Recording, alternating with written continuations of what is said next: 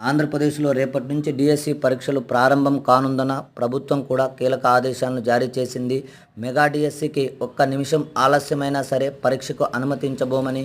ఎందుకంటే పరీక్ష ఆన్లైన్ విధానంలో జరగడం వల్ల ఖచ్చితమైన సమయానికి పరీక్షకు సంబంధించిన ప్రశ్నాపత్రం ఓపెన్ కావడం జరుగుతుంది కాబట్టి నిమిషం ఆలస్యమైన పరీక్షకు అనుమతించబోమని కృష్ణారెడ్డి తెలియజేశారు. ఆంధ్రప్రదేశ్లో మొత్తం 154 సెంటర్లో పరీక్షా కేంద్రాలను ఏర్పాటు చేసి సెంటర్లకు సంబంధించినటువంటి అడ్రస్లను కూడా ఫ్లెక్సీలను ఏర్పాటు చేశామని, దీనితో పాటు ఎండ తీవ్రత దృష్ట్యా వైద్య శిబిరాలను ఏర్పాటు చేసి వారికి కావలసినటువంటి సదుపాయాలను అన్నీ ఏర్పాటు చేశామని కృష్ణారెడ్డి తెలియజేశారు.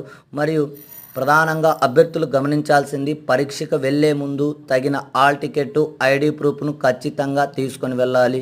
హాల్ టికెట్లో ఏవైనా అంటే ఫోటో సరిగ్గా లేకపోతే 2 ఫోటోలను మీ వెంట పెట్టి తీసుకొని వెళ్ళాలి.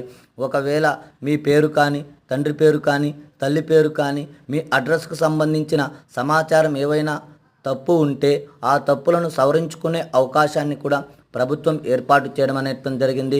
పరీక్షా కేంద్రాల వద్దనే నిర్ణీతమైన అధికారులకి మీ ఏ తప్పు అయితే ఉందో దాన్ని వారికి తెలియచేసినట్లయితే మీ యొక్క తప్పులను కూడా సవరణ చేసుకునే అవకాశం కల్పించడం అనేటువంటి కూడా జరిగింది.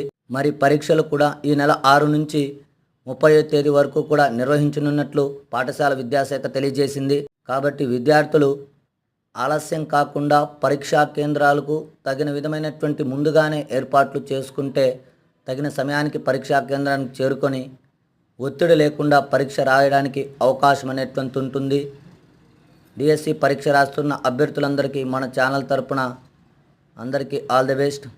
మరింత సమాచారం కోసం మన ఛానల్ను సబ్స్క్రైబ్ చేయండి, లైక్ చేయండి, షేర్ చేయండి, కామెంట్ చేయండి.